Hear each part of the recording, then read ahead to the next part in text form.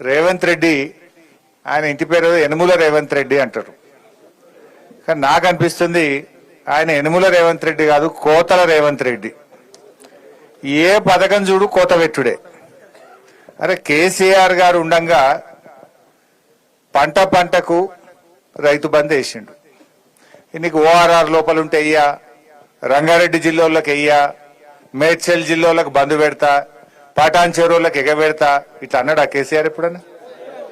ఎవరన్నా కానీ ఈ రాష్ట్రంలో అది ఎస్సీయా, ఎస్టీయా, బీసీయా, మైనారిటీయా, ఓసీయా, రైతు అయితే చాలు, రైతుల ఆత్మగౌరవం పెంచాలి అని ఈ ప్రపంచంలోనే రైతుకు నగదు బదిలీ చేసిన నాయకుడు కేసీఆర్, బీఆర్ఎస్ పార్టీ.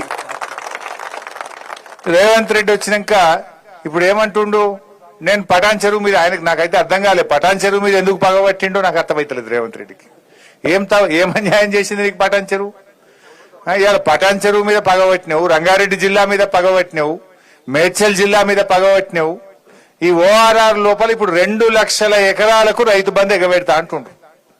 2 లక్షల ఎకరాలకు రైతు బంధు కోత పెట్టిండు.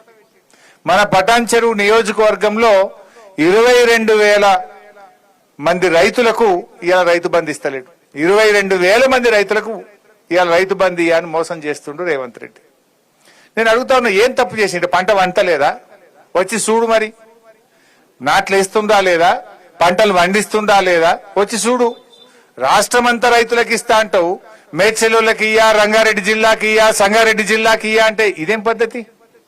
ఇవాళ దీనికి సమాధానం చెప్పాల్సిన అవసరం ఉంది. ఇవాళ రేవంత్ రెడ్డి అప్పుడు ఏం చెప్పిండు? అర్రాస్ పాట వాడిండు. ఏ కేసీఆర్ 10 ఇచ్చిండు, నేను 15,000 ఇస్తా. కేసీఆర్ 1,00,000 రూపాయలు ఇచ్చిండు, నేను తులం బంగారం కలుపుతా. కేసీఆర్ 2,000 పింఛన్ ఇచ్చిండు, నేను 4,000 ఇస్తా. ఆశ చూపించిండు, అరిచేతిలో వైకుంఠం చూపించిండు. ఇప్పుడేం చేస్తున్నాడు రేవంత్ రెడ్డి? వచ్చినాక పెన్షన్లు పెంచలేదు గాని ఇచ్చే పెన్షన్లు 1,00,000 మందికి కోత పెట్టిండు. 1,00,000 మందికి పెన్షన్ బంద్ అయింది ఇప్పుడు రేవంత్ రెడ్డి వచ్చినాక. పెన్షన్లలో కోత, కరెంటులో కోత, కేసీఆర్ కిట్లో కోత, ఇవాళ న్యూట్రిషన్ కిట్ లో కోత, విద్యార్థుల ఫీజు రియంబర్స్మెంట్ లో కోత, రైతు బంధుల్లో కోత, ఏది చూసినా కోతలే పెడుతుంటు. అందుకే నువ్వు యనుమల రేవంత్ రెడ్డి కాదు, కోతల రేవంత్ రెడ్డివి అంట. వెనకటెక్కడో ఒకసారి మానకొండూరు పోయిన నేను. మానకొండూరు పోయి నువ్వు అరే అన్ని ఎగబెట్టినవా రేవంత్ రెడ్డి, ఆడపిల్లలకు 2,500 ఎగబెట్టినావు, ఆడపిల్లలకు స్కూటీలు ఎగ్గొట్టినావు, తులం బంగారం ఎగ్గొట్టినావు, ఫీజు రియంబర్స్మెంట్ ఎగ్గొట్టినావు అని నేను మాట్లాడినా. ఎగ్గొట్టినావు అని నువ్వు ఎగవేతల రేవంత్ రెడ్డి అయ్యా అన్న. నేను హైదరాబాద్ జరగకముందే నా మీద కేసు పెట్టిరు. ఎందుకు కేసు అంటే, రేవంత్ రెడ్డి నువ్వు ఎగవేతల రేవంత్ రెడ్డి అంటే, వాడు ఎగవేతల రేవంత్ రెడ్డి అంటే ఆయనకు బాగా నొప్పి అయిందట. నువ్వు ఎగవేట్టినావు కనుక ఎగవేతల రేవంత్ రెడ్డి అన్న. ఇప్పుడు కోతలు పెట్టినావు కనుక కోతల రేవంత్ రెడ్డి అంటున్నా. ఇవాళ మళ్ళీ కేసు పెట్టాడో ఏమో నాకు డౌట్. నేను హైదరాబాద్ వరకు మళ్ళీ ఇవాళ కూడా కేసు అవుతుందని నాకైతే డౌట్ ఉన్నది. పెట్టు ఎన్ని పెడతావు నేను అంటనే ఉంటాం. నువ్వు అన్ని ఇచ్చేదాకా, కోతలు బంధు పెట్టేదాకా, మా పటాన్ చెరువు రైతులకు రైతు బంధు ఇచ్చేదాకా నిన్ను కోతల రేవంత్ రెడ్డి అంటాం. ఏది ఇలా 2 లక్షల మంది రైతులకు నువ్వు ఇలా నష్టం చేస్తున్నావు. 2 లక్షల రైతు కుటుంబాలకు ఇవాళ అన్యాయం చేస్తున్నటువంటి నిన్ను తప్పకుండా కోతల రేవంత్ రెడ్డి అనే పిలవాల్సి వస్తుంది. ఏం చేసిండ్రు రైతులు? నువ్వు ఏం ఉద్ధరించినావు? అసలు రైతులకు కేసీఆర్ చేసినంత పని ఈ భారతదేశంలో ఎవరైనా చేసినారే? కేసీఆర్ వచ్చినాడు పొద్దున్న దాకా 3 గంటల కరెంటు, దొంగ రాత్రి 3 గంటల కరెంటు ఉండే. దాన్ని మార్చి బాయికాడ కూడా 24 గంటల నాణ్యమైన కరెంట్ ఇచ్చి చూపింది కేసీఆర్. ఈ భారతదేశంలో రైతుకు 24 గంటల కరెంటు ఉచితంగా ఇచ్చింది ఒకే ఒక్క పార్టీ, అది బీఆర్ఎస్ పార్టీ, గులాబీ జెండా. ఇవాళ దాన్ని ఇవ్వమంటే కూడా నువ్వు మళ్ళీ మోటార్లు కాలుతున్నాయి, ట్రాన్స్ఫార్మర్లు కాలుతున్నాయి. నువ్వు వచ్చినాక మున్పటి లెక్క క్వాలిటీ కరెంట్ వస్తలేదు. ఇక రైతు బంధు కేసీఆర్ ఉండగా నాట్లకు రైతు బంధు పడుతుండే. రేవంత్ రెడ్డి వచ్చినాక ఓట్లకు రైతు బంధు పడుతుంది. అవునా కాదా? అప్పుడేమో పార్లమెంట్ ఎలక్షన్లు, ఎంపీ ఎలక్షన్ల ముందు ఒక్కసారి వేసిండు. ఇప్పుడు సర్పంచ్ ఎలక్షన్లు వస్తున్నాయి, జెడ్పీటీసీ ఎలక్షన్లు వస్తున్నాయని మళ్ళొక్కసారి ఓట్ల ముందు ఇప్పుడు రైతు బంధు ఎత్తుండు. నడిమిట్ల 2 ఎగ్గొట్టిండా లేదా? పోయిన వానకాలం ఎగ్గొట్టిండు. మొన్నటి యాసంగిలా మండలానికి ఒక్క ఊరికేసిండు, అన్ని ఊర్లు ఎగ్గొట్టిండు. అంటే రేవంత్ రెడ్డి నీ సంగతి అర్థమైపోయింది మా రైతులకు. కేసీఆర్ కరోనా వచ్చినా, కరోనా కష్టకాలంలో ఆదాయం లేకపోయినా ఆనాడు కేసీఆర్ గారు ఎమ్మెల్యేల మంత్రుల జీతాలు బంద్ పెట్టిండు, రైతులకు మాత్రం రైతు బంధే చూపించిండు కేసీఆర్. కానీ నువ్వు ఇవాళ ఓట్లకు రైతు బంద్ వేస్తున్నావు, 15,000 ఇస్తా అన్నావు. ఇవాళ నడిమిట్ల 2 రైతు బంధులు ఎగ్గొట్టినావు. 2 రైతు బంధులు అంటే ఒక్కొక్క రైతుకు ఒక్కొక్క ఎకరానికి 12,000 ఇవాళ రేవంత్ రెడ్డి బాకీ ఉన్నాడు. అంటే రైతులంతా అమాయకంగా కనబడుతున్నారా? నడిమిట్ల 2 ఎగ్గొడతా, ఇప్పుడు ఓట్ల ముంగట ఎత్తే మళ్ళీ వడ్డేని ఓట్లు గుద్దుతారు అనుకుంటున్నావు. ఏంది బిడ్డ? తప్పకుండా నువ్వు ఆ 12,000 బాకీ పడ్డ ఎకరానికి 12,000 ఇస్తేనే రేపు లోకల్ బాడీ ఎన్నికల్లో నీకే రైతన్న ఓటేస్తాడు, లేకపోతే ఒక్క రైతు కూడా నీకు ఓటేయడు బిడ్డ, జాగ్రత్త అని చెప్పి నేను హెచ్చరిస్తా ఉన్నా. అంటే ఆయనకే తెలివి ఉంది అనుకుంటుండు, అతి తెలివి చూపిస్తున్నాడు. నడిమిట్ల 2 ఎగ్గొట్టిండు, ఇప్పుడు ఒక్కసారి ఎత్తగా నాకు మళ్ళా పట్టాయి ఓట్లు అనుకుంటుండు. రైతుల్ని మనం చైతన్యపరచాల్సినటువంటి అవసరం ఉంది. అదే విధంగా రుణమాఫీ అన్నాడు. మీరందరూ చూసిండు. 7 రూపాయలు అమ్మవారి మీద ఒట్టు పెట్టిండు, యాదగిరి లక్ష్మీ నరసింహస్వామి మీద ఒట్టు పెట్టిండు, మన మెదక్ చర్చి మీద ఒట్టు పెట్టిండు. 15 ఆగస్టు లోపల రుణమాఫీ చేస్తా అన్నాడు. అయిందా రుణమాఫీ? ఇలా రుణమాఫీ కాని వాళ్ళు శైలావట్టుగా ఇలా సగం మందికి రుణమాఫీ కాలే. నీకు కూడా కాలేదా? మా ప్రభాకర్ కూడా కాలేదట. అయితే ఇవాళ చెప్పింది ఏంది? ఆ రోజు ఒక్క ఏడాది కడుపు కట్టుకుంటే 42,000 కోట్లు వస్తాయి, ఒక్క ఏడాది కడుపు కట్టుకుంటా 42,000 కోట్ల రుణమాఫీ చేస్తా అన్నాడా? మరి ఇప్పుడు చేసింది ఎంత? చేసింది 40 పైసలు, ఎగబెట్టింది 60 పైసలు. 20,000 చేసినా అంటుండు, కానీ రైతులకు పడ్డది 15,000-16,000 కూడా దాటలే. చెప్పిందేమో 41,000 42,000 కోట్లు, పడ్డాయేమో 15,000-16,000 కోట్లు. అంటే ఇప్పుడు రేవంత్ రెడ్డిని అడుగుతున్నా, నువ్వు కడుపు కట్టుకోలేదా? మరి ఎందుకు రైతులకు పూర్తి రుణమాఫీ చేయలేదో సమాధానం చెప్పాలి. అసలు నువ్వు ముఖ్యమంత్రివా? ఆ కుర్చీ ఇజ్జత్ చేయబట్టివి. ఏం చెప్పిండు? మీరు టీవీలో చూసిండు. 2 లక్షల మీద ఉన్న వాళ్ళు కట్టుర్రి, నేను క్షణంలో వేసి పారెత్త పైసలు. ఒకటే క్షణం 2 లక్షల మీది కట్టుర్రి, మీరు కట్టంగానే మీ మీది రుణం 2 లక్షలు మాఫీ చేస్తా అన్నాడా లేదా? టీవీలలో చూసిందా లేదా మీరు? పాపం ఆయన మాట నమ్మి, ముఖ్యమంత్రి కదా అని నమ్మి 3 రూపాయల మిత్తికి తెచ్చి బ్యాంకులో 2 లక్షల మీద ఉన్న అప్పు కడితే ఇటు మిత్తి మీద పడ్డది, కొత్త అప్పు మీద పడ్డది, పాత అప్పు మాఫీ కాలే. ఇవాళ చాలా మంది రైతులు లబో దిబో అంటున్నటువంటి పరిస్థితి. 2 లక్షల లోపు కాలే చాలా మందికి, 2 లక్షల మీద వాళ్ళకైతే అసలే కాలే. అంటే రుణమాఫీ అని రైతుల్ని నిండా ముంచింది ఇవాళ కాంగ్రెస్ పార్టీ. రుణమాఫీ చేయకపోతివి, రైతు బంధు వేయకపోతివి, రైతు బీమా అది కూడా బంద్ పెట్టిండు. ఇప్పుడు కేసీఆర్ ఉండగా ఓ భరోసా ఇచ్చిండు. ఏ రైతన్న దురదృష్టం వల్ల, అదృష్టం బాగలేక, ఏ కారణం చేత చనిపోయినా దినవాదాలు కూడా జరగక ముందే 5 లక్షల రూపాయలు ఆ తల్లి అకౌంట్ లో వేసి ఆ కుటుంబానికి అండగా నిలబడ్డాడు కేసీఆర్. ఇవాళ రేవంత్ రెడ్డి వచ్చి ఇప్పుడు 6 నెలలకేది రైతు బీమా పైసలు ఎల్ఐసి గట్టలే, ఇవాళ వేలాది మంది రైతులకు రైతు బీమా డబ్బులు పడతలేవు. అంటే ఇలా మార్పు అన్నో ఏందయ్యా మార్పు? రైతు బీమా ఎగబెట్టుడు, రైతు బంధు ఎగబెట్టుడు, రుణమాఫీ ఎగబెట్టుడు, ఇదేనా కాంగ్రెస్ పార్టీ తెచ్చిన మార్పు? ఇలా ఏం మార్పు తెచ్చిండ్రు అని నేను అడుగుతా ఉన్నా. పంటల బీమా అన్నాడు, అరే అసెంబ్లీలో చెప్పింది కూడా అబద్ధమే ఆడతాడు. అంతేగాని దేవుని మీద ఒట్టు పెట్టి మాట తప్పినోనికి అసెంబ్లీలో లెక్కన? దేవుని మీదనే యాదగిరిగుట్ట లక్ష్మీ నరసింహస్వామి చాలా పవర్ఫుల్, గాయని మీద ఒట్టు పెట్టి మాట తప్పినోనికి అసెంబ్లీ కంటే ఓ లెక్కన? అసెంబ్లీలో చెప్పిండు 2 సార్లు. ఏం చెప్పిండు? బడ్జెట్ ప్రసంగంలో చెప్పిండ్రు, ఈ సంవత్సరం నుంచి రైతులు 1 రూపాయి చెల్లించకుండా పంటల బీమా అమలు చేస్తా అన్నాడు. చెప్పి ఏడాది అయిపోయాయి, ఒక్క రైతుకు అమలు చేసింది లేదు, ఎవరికి 1 రూపాయి వచ్చింది లేదు. పోయిన బడ్జెట్ సెషన్ లో అన్నాడు, మార్చి 31 వరకు యాసంగి పంట రైతు బంధు అందరికి వేసేస్తా అన్నాడు అసెంబ్లీలో. మార్చి వాయే ఇప్పుడు జూలైకి వచ్చే ఆ యాసంగి గోవింద అయిపోయింది. అంటే ఈయన దేవుని మీద ఒట్టు పెట్టి మాట తప్పుతాడు, అసెంబ్లీ మీద ఎల్లవో చెప్పి మాట తప్పుతాడు, ఎలక్షన్ల ముందు చెప్పి మాట తప్పుతాడు. అవేంటి గ్యారంటీ కార్డులు ఇచ్చిర్రు, బాండ్ పేపర్లు రాసిచ్చి మాట తప్పుతాడు. అబద్ధాల ముఖ్యమంత్రిన, ఒక్కటి కూడా నిజం మాట్లాడే పరిస్థితి లేదు. రైతు బీమా ఉత్తదే, పంటల బీమా ఉత్తదే, రుణమాఫీ ఉత్తదే, రైతు బంధుకు రామ్ రామ్. ఏం చేసిండు రైతులకు ఒక్కటి చెప్పండి నాకు. ఈరోజు ఏదన్నా కొత్త తెచ్చినవా నువ్వు? కేసీఆర్ ఇచ్చిన ఎగబెట్టుడు తప్ప, బంధు పెట్టుడు తప్ప, కోతలు పెట్టుడు తప్ప నువ్వు చేసిన ఒక్క మంచి పని రైతులకు చెప్పు. చేసిండు. ఏం చేసిండంటే, మా భూములు గుంజుకోవద్దు, మా భూములు మాకు కావాలంటే లగచర్ల గిరిజన రైతులకు బేడీలేసిండు, జైల్లో పెట్టిండు. మొన్న గద్వాల జిల్లా ధన్వాడలో ఈ ఇథనాల్ ఫ్యాక్టరీ వల్ల మా ప్రాణం దెబ్బతింటది, మా ఆరోగ్యాలు ఖరాబ్ అవుతాయి, ఇథనాల్ ఫ్యాక్టరీ మాకు వద్దు అంటే ఆ పెద్ద ధన్వాడ రైతులకు బేడీలేసి జైల్లో పెట్టిండు రేవంత్ రెడ్డి. అంటే రైతులకు బేడీలేసిన చరిత్ర రేవంత్ రెడ్డిది, రైతులను జైళ్లలో పెట్టిన చరిత్ర రేవంత్ రెడ్డిది. ఇంతకు మించి రైతుల ఆత్మగౌరవాన్ని నువ్వు దెబ్బతీసినావు.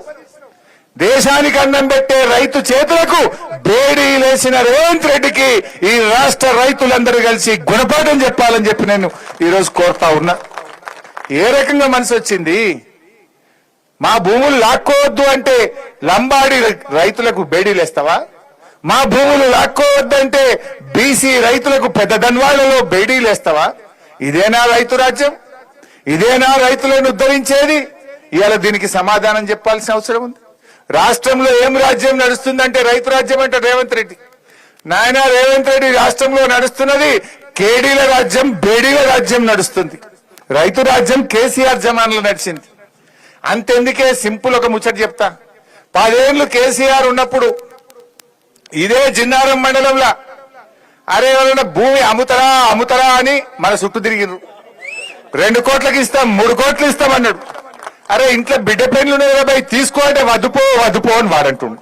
కూడా నత్తుండ ఇటు మొఖాన ఒక్కడన్నా ఇంట్లో ఆపద పడ్డదో, బిడ్డ లగ్గం పెట్టుకున్నామో, దవాఖానలో పడ్డామో, పిల్లల చదువులకు పైసలు అవసరం ఉన్నాయో 10 గుంటలు అమ్ముతారా అంటే ఎవడన్నా కొంటుండా? మరి దీన్ని బట్టి ఇప్పుడు రైతు పట్టారా పెరిగిందా తగ్గిందా? కేసీఆర్ ఉన్నప్పుడేమో రోజు ఆకాశం దిక్కు చూసింది అది, రేవంత్ రెడ్డి రాగానే భూమికి చూస్తుంది అది. డామ్ అన్నది రియల్ ఎస్టేట్ అన్నదా లేదా? అంటే రైతు పతారా ఖతం చేసిండి రేవంత్ రెడ్డి. కేసీఆర్ ఉన్నప్పుడేమో రైతు బంధు పక్కా, కరెంటు పక్కా, రైతు బీమా పక్కా, పండిన పంటంతా కొనేది పక్కా. ఇది ఒక రైతుకు ఒక ధైర్యం, ఒక భరోసా ఉండే. రేవంత్ రెడ్డి వచ్చినాక అంత ఆగమాగం, హైడ్రా గీట్రా ఎన్నో కొత్త కథలు పెట్టి కోతలు పెట్టే వరకు డామ్ అన్నది. ఆగమ కాలేదా? ఏం ఉద్ధరించిన? నువ్వు చేసిన ఒక్క మంచి పని చెప్పు. రైతులకు బేడీలేసుడు తప్ప, రైతులను జైల్లో పెట్టుడు తప్ప, రైతులకు కోతలు పెట్టుడు తప్ప నువ్వు చేసిన మంచి పని ఏంది మిస్టర్ రేవంత్ రెడ్డి అని నేను అడుగుతా ఉన్నా. ఆయన అనుకుంటుండు ఔటర్ రింగ్ రోడ్డు లోపల ఉన్న రైతులకు 2 లక్షల మంది రైతులకు రైతు బంధు ఎగబెడితే ఏమైతుంది అనుకుంటుండు. బిడ్డ, ఈ 2 లక్షల మంది రైతులు వచ్చి రేపు ఔటర్ రింగ్ రోడ్డును మొత్తం బ్లాక్ చేస్తే నీ దిమ్మ తిరుగుతా, జాగ్రత్త అని చెప్పి హెచ్చరిస్తా ఉన్నాం. పటాన్ చెరువులం 22,000 మంది రైతులున్నాం. పోయి 22,000 మంది ఔటర్ రింగ్ రోడ్డు మీద కూర్చుంటే ఎంతమందిని అరెస్ట్ చేస్తాడు? ఏ జైలు పడుతుంది? నాకు ఇస్తావా ఇయ్యవా? 22,000 మంది పోయి ఔటర్ రింగ్ రోడ్డు మీద వంట వార్పు పెట్టి నీ సంగతి ఏంటంటే దిబ్బకు దిగత్తాడు. అదిగిరాడా? రంగారెడ్డి వాళ్ళు బయలుదేరా మన సోపతికి? మేడ్చల్ల సబితక్క బయలుదేరా మన సోపతికి? మల్లారెడ్డి వెళ్ళాడా మన సోపతికి? వెళ్తాడా లేదా? అందరం వెళ్ళి కూర్చున్నాక దెబ్బకి దిగుతాడు. అదిగడా మిస్టర్ రేవంత్ రెడ్డి, రైతులు మరి బయలుదేరక ముందే ఈ 2 లక్షల మంది రైతులకు వెంటనే రైతు బంధు వేయాలని బీఆర్ఎస్ పార్టీ తరఫున డిమాండ్ చేస్తా ఉన్నాం. అందువల్ల రైతు సోదరులారా, మనం జాగ్రత్తగా ఈ పోరాటాన్ని ఇంకా ముమ్మరం చేద్దాం. ఇవాళ ప్రారంభం మాత్రమే. 2 అయితే ఎగనే పెట్టినావు, ఈ ఇచ్చేది కూడా ఇవ్వవా మాకు? అందరికీ 2 ఎగబెట్టినావు. ఇప్పుడు ఈ ఇచ్చేదన్నా ఈ వీళ్ళకు కూడా ఇచ్చి తీరాల్సిందే అని చెప్పి నేను కోరుతా ఉన్నా. ఈయన ఇంకోటి ఏదో అర్థం కాదు మన మెదక్ జిల్లా మీద. మొన్న మా మాణిక్రావు సాబు దగ్గరికి జైరాబాద్కు పోయిండు ఎవరు? రేవంత్ రెడ్డి. పోతే మా మాణిక్రావు సాబు లేచి, అరే మా జైరాబాద్కు ఇంత పైసలు కావాలి, మోరీలు సాఫ్ లేవు, గ్రామ పంచాయతీలో ట్రాక్టర్లన్నీ మొత్తం తాళాలు పడ్డాయి, డీజిల్ కు పైసలు లేవు, గ్రామ పంచాయతీకి ఏమైనా పైసలు, మున్సిపాలిటీకి ఏమైనా పైసలు అని ఇట్లా కేసీఆర్ వచ్చినప్పుడు అడుగుతుండే. కేసీఆర్ రాగానే ఊరికి 25 లక్షలు, జైరాబాద్ కు 50 కోట్లు, మండలానికి 1 కోటి అని ఇచ్చిపోవు కేసీఆర్. గట్లనే ఇస్తాడు అనుకోని అన్ని అడిగిండు.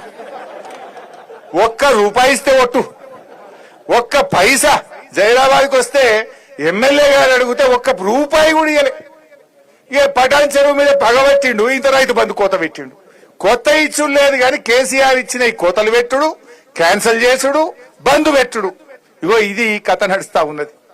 ఇంకోటి ఇది ఆ ముఖ్యమంత్రిగా రాష్ట్రం పరువు తీస్తుండ బాధ కలిగేది ఏంటంటే, మొన్న మీరు టీవీలో చూసి ఉంటారు, దేవాదిలో ఏ బేసిన్లు ఉంది అంటుండు. రైతును అడిగితే చెప్తాడు, దేవాదిలో గోదావరి నది మీద ఉందని స్కూల్ పిల్లగాడు చెప్తాడు. బనకచెర్ల మీద గింత యుద్ధం చేస్తున్నాం ఒక దిక్కు, బనకచెర్ల నీళ్లు చంద్రబాబు తీసుకుపోతా అంటే మాకు అన్యాయం అవుతుందా, బనకచెర్లను ఆపాలని రాష్ట్రం అంతా నిలబెట్టుంది తెలంగాణ రైతులు. ఈయన అడుగుతుండే అమాయకంగా, బనకచెర్ల ఏ బేసిన్లు ఉంటది, ఆడుంటది. నువ్వు ఇప్పుడు 3 నెలలకెళ్ళి లొల్లి నడుస్తుంది, బనకచెర్ల ఆపాలని కొట్లాడుతుంటే ఈ రాష్ట్ర ముఖ్యమంత్రివి నీకు బనకచెర్ల యాడుందో తెలియదంటే నీ నిజాయితీ ఎంత, నీ చిత్తశుద్ధి ఎంత, ఈ రైతుల పట్ల ఈ రాష్ట్రం పట్ల నీకున్న కమిట్మెంట్ ఏందో అనుమానం కలుగుతా ఉన్నది. చూడలేదా మీరు? అట్లా నల్లమల యాడుంది అంటాడు, నేను నల్లమలలో ఉట్టిన అంటాడు, నల్లమల యాడుంటాడు అంటాడు. అంతా అదెందుకు, రైతుల గురించి మొన్న ఆడికి పోయిండు, ఏది వ్యవసాయ విశ్వవిద్యాలయం పోయిండు. వ్యవసాయ విశ్వవిద్యాలయం పోయి కందులు, పెసర్లు ఇలాంటి అన్ని కూడా మన వాటిని కందులు పెసర్లు ఏమంటాము మనం, పప్పు ధాన్యాలు అంటాం. ఏమంటాం?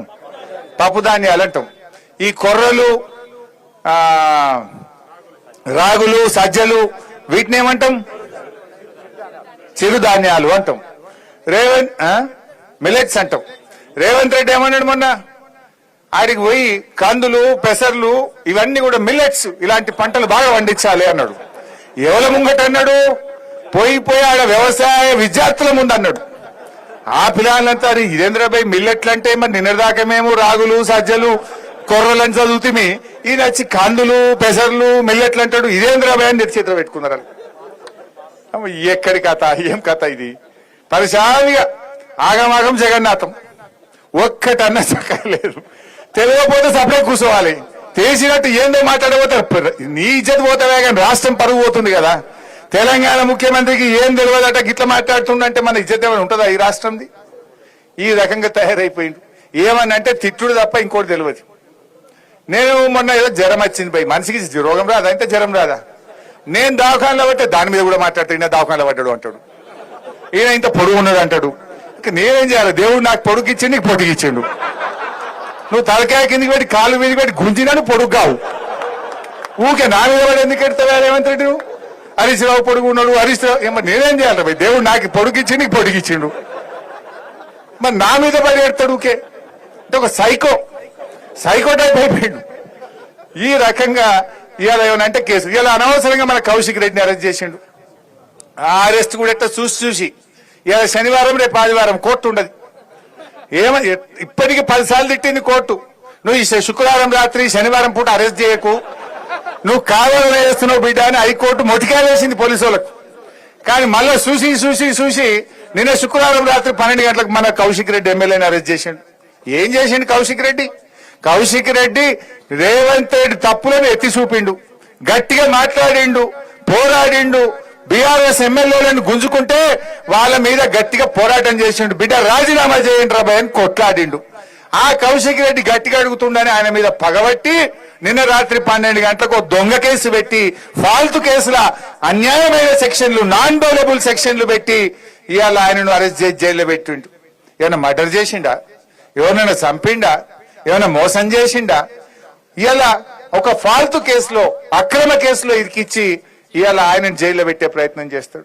మొన్న మన కేటీఆర్ గారిని రాష్ట్రం యొక్క గౌరవం పెంచితే, రాష్ట్రం ప్రతిష్ట పెంచితే, ఈ కార్ రేసింగ్ ప్రపంచమంతా హైదరాబాద్ దిక్కు చూసేట్టు కేటీఆర్ చేస్తే ఆయన మీద కేసు పెట్టి సతాయించే కార్యక్రమం చేస్తుంటాడు. కేసీఆర్ ను కమిషన్ ముందుకు పిలిపిస్తుంటాడు. ఇంక తప్ప ఇంకో పని రాదా నీకు? పాలన లేదు, ఎంతసేపు ప్రతిపక్షాల మీద పగబట్టుడు, కేసులు పెట్టుడు, రైతులను జైలు వేసుడు, రైతులకు బేడీలు పెట్టుడు, ఇది తప్ప నువ్వు చేసిన ఒక మంచి పని ఏమైనా ఉందా? అందాల పోటీలను పెట్టినావు.